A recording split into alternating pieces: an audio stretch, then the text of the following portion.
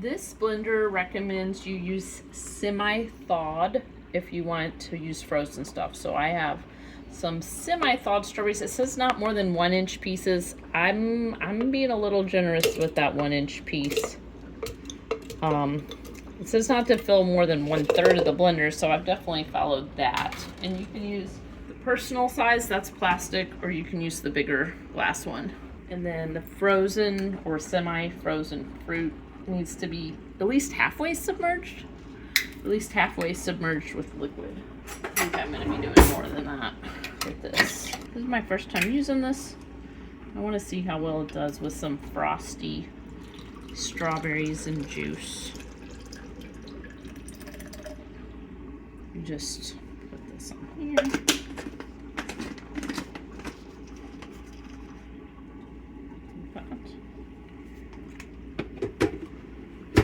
And it locks in. I felt it kind of lock. And now let's see.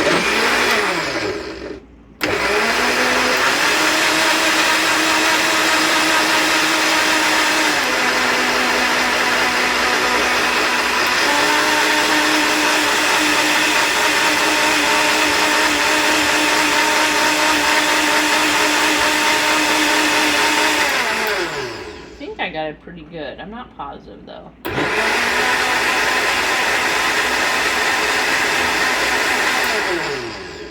Let's see. You unlock it. Oh, I don't think there's any chunks in there. Let's see. And there is a thing that you can put on top and just drink straight out of it. Oh yeah, if you want, I want to pour it to see how many chunks, but yeah, if you want to take it in this container to go, you have this nice little flip top lid. This is nice for thick drinks. But if you don't, I would like to see. Make sure we don't have any big strawberry chunks.